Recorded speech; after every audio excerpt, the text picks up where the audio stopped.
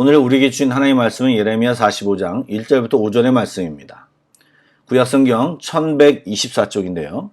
예레미야 45장 1절부터 5절의 말씀을 두 번 연속으로 낭독해 드리도록 하겠습니다. 제 45장.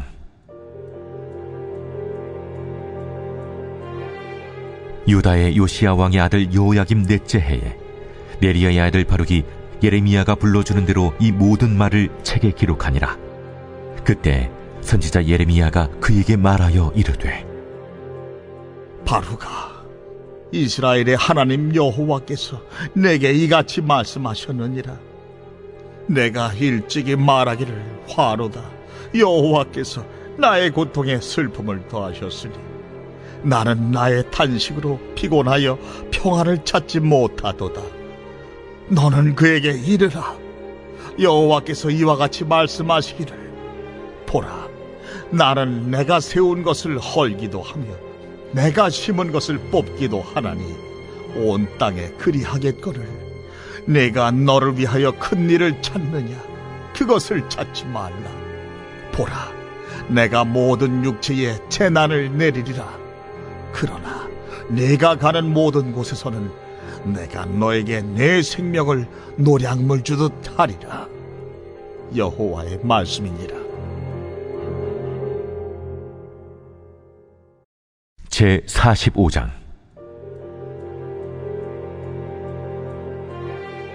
유다의 요시야 왕의 아들 요야김 넷째 해에 네리야의 아들 바룩이 예레미야가 불러주는 대로 이 모든 말을 책에 기록하니라. 그때 선지자 예레미야가 그에게 말하여 이르되, 바루가, 이스라엘의 하나님 여호와께서 내게 이같이 말씀하셨느니라. 내가 일찍이 말하기를 화로다. 여호와께서 나의 고통에 슬픔을 더하셨으니 나는 나의 탄식으로 피곤하여 평안을 찾지 못하도다.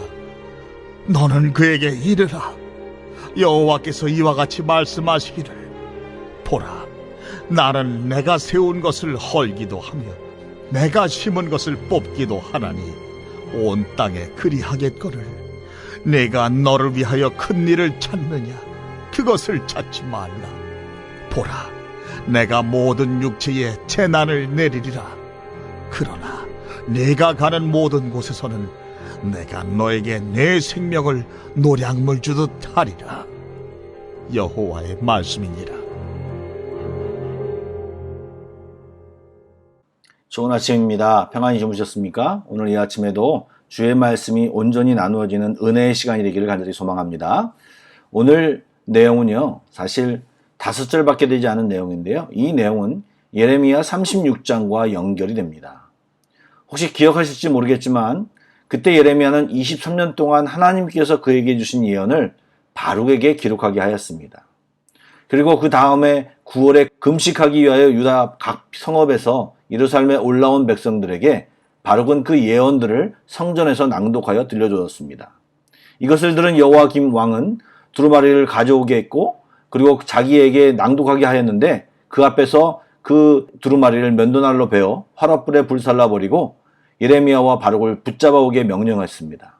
그러나 예레미야와 바룩은 왕의 박해를 예측하고 미리 숨어버렸습니다. 바룩은 예레미야의 절친한 친구로서 서기관이라는 직분을 가지고 있었습니다. 그리고 하나님의 말씀을 대중 앞에서 낭독한다는 것은 서기관으로서 긍지를 갖게 하고 영광스러운 일입니다. 그런데 상황이 애매합니다. 하나님 말씀이 왕과 귀족들 그리고 온 백성이 원하는 쪽인 말씀이 아니고 수많은 거짓 선지자들은 오히려 예레미야를 통해 낭독한 말씀이 거짓이라고 말하는 상황입니다. 바룩이 만약 예레미야를 따르지 않고 왕과 귀족의 말을 따르고 있었다면 충분히 부귀와 명예와 안락한 삶을 살 수 있었습니다.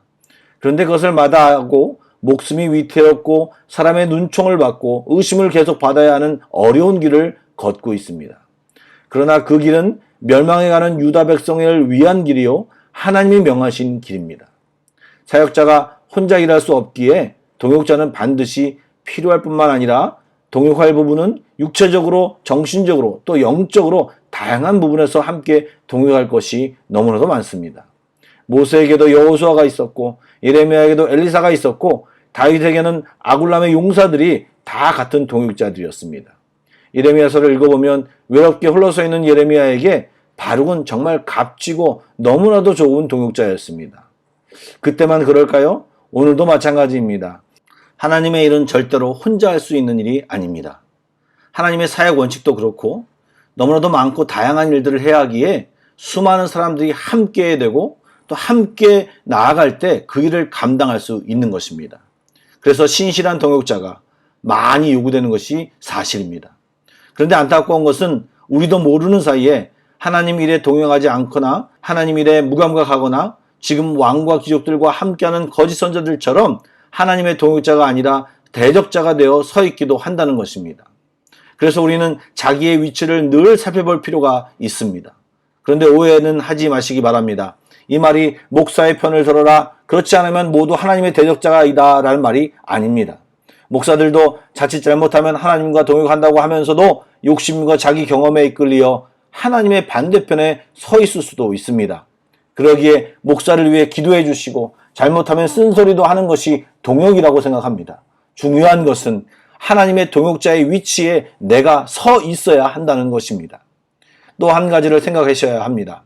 제가 수요 예배 때 다룰 이야기이기도 한데 우리는 하나님의 일을 도우면 하나님과 함께하면 무조건 그 시간부로 우리 안에 축복이 넘쳐서 하나님 일마다 잘 되고 갑자기 귀인이 나타나 도와주고 좋은 일만 가득할 것이라는 환상에 사로잡힙니다. 그런데 이것은 오해입니다. 오늘 말씀에도 바룩은 분명히 예레미야를 도와 선한 일을 성심껏 신실하게 담당했는데 바룩에게는 고뇌와 고통이 있었음을 보여줍니다. 3절 말씀을 보니까 슬픔과 탄식으로 평안이 없을 정도라고 기록하고 있습니다. 진리를 외치고 진리대로 살면 우리가 생각하는 좋은 일이 생길 수도 있지만 시샘과 반대급부가 있을 수 있습니다. 그러나 진리대로 살면 진리에 대한 바른 결과가 반드시 있습니다. 세상의 반응과 결과는 핍박이 될 수도 있고 힘듦이 될 수도 있지만 하나님은 그런 바룩에게 생명 보존과 구원에 대한 언약을 주십니다. 이것은 그가 예레미야 측근이기 때문이 아니라 그도 동일하게 하나님의 일을 하고 있고 하나님께 순종하고 있기 때문인 것입니다. 그 역시 하나님의 말씀을 붙들고 있기 때문에 그에게 하나님의 놀라운 구원이 임하는 것입니다. 우리는 바룩의 슬픔과 탄식을 두 종류로 이해해야 합니다. 첫 번째는 사역적인 슬픔입니다. 자기가 목숨을 걸고 하나님의 말씀을 선포했다면 그 말씀을 받아들여 자복하고 회개하는 역사가 일어나야 하는데 여호야김 시대 유다는 그런 하나님 말씀에 반응하는 상황이 아니었습니다. 오히려 하나님을 거스르는 세대였기 때문에 사역에 아무런 열매가 없는 상황 가운데 그는 슬픔과 탄식에 있을 수밖에 없는 것입니다. 두 번째로 바룩은 그의 가문이 귀족 가문이었습니다. 자신의 동생 스라야는 왕의 병창감으로 중직을 맡고 있는 상태입니다. 이런 기회와 선택을 그도 할 수 있는데 그것을 포기하고 더 가치 있는 일, 하나님 일을 선택하고 그 길을 걸었는데 그에게 돌아오는 것은 조소와 멸시와 냉대와 야육뿐인 이 사실에 그는 정말 큰 고뇌에 빠질 수밖에 없었을 것입니다. 물론 이로 인해 탄식하고 낙담에 빠지는 것이 그다지 바람직한 태도는 아니라고 볼 수 있지만 우리는 때로 하나님의 일을 감당할 때 이런 여러 가지 손해와 어려운 일을 당할 수 있다는 것을 깨달아야 하는 것입니다. 그래서 바울 사도는 디모데 후서 3장 12절에 말하기를 무릇 그리스도 예수 안에서 경건하게 살고자 하는 자는 박해를 받으라 라고 하였던 것입니다. 이는 바룩이 당한 것과 같은 상황을 우리 모두가 당할 수 있다는 것을 말해주고 있습니다.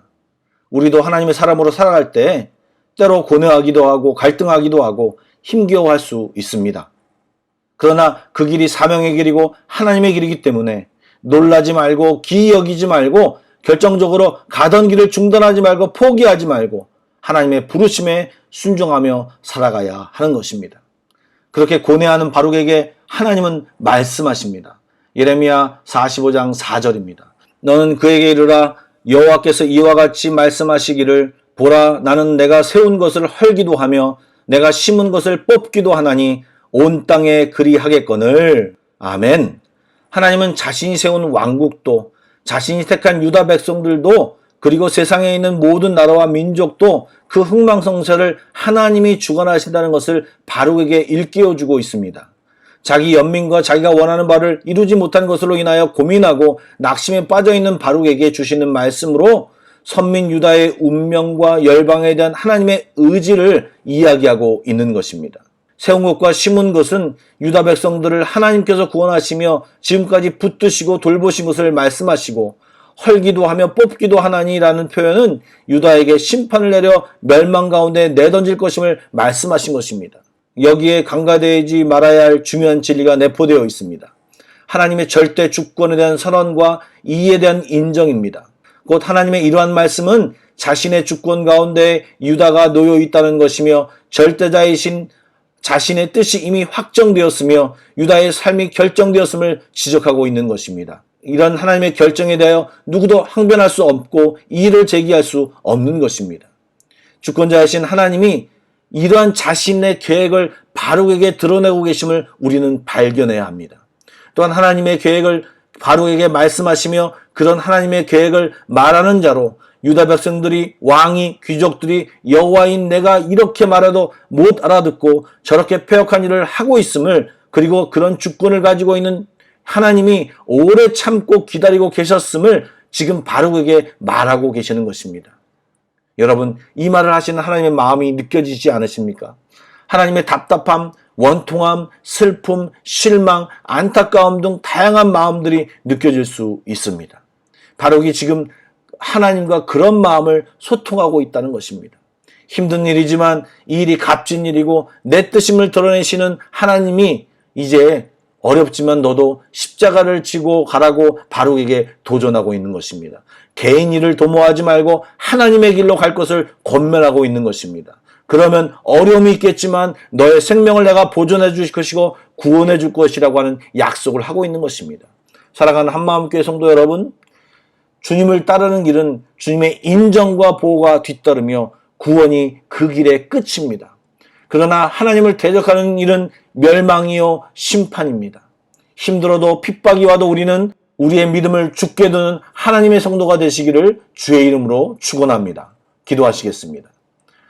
우리의 삶을 주관하시고 지키시는 하나님, 또한 바룩의 심사를 헤아리시고 예레미야를 통해 위로하시며 힘을 주셨던 하나님, 오늘 저희들이 기도할 때 저희 한 사람 한 사람을 만나 주시고 하나님을 알게 하여 주시고 하나님의 마음을 부어 주옵소서. 이 세상 속에서 살면서 수많은 유혹과 시험과 핍박을 받고 있는데 하나님, 그 속에서 주님을 기억하게 하여 주시고 주의 약속을 붙잡고 승리의 길을 걸어가게 하여 주옵소서. 눈앞에 보이는 것에 마음을 빼앗기지 않게 하여 주시고 사탕 발림에 속지 않게 하여 주시고 진리이시며 살아계셔서 우리가 호흡하시는 주님을 만나며 날마다 승리하며 하루하루를 살게 하여 주옵소서. 이 아침에도 주님께 감사를 드리오며 예수님의 이름으로 기도드립니다. 아멘. 계속해서 프레이 투게더 1, 2, 3 기도 제목으로 기도하신 뒤에 개인 기도로 나아가겠습니다.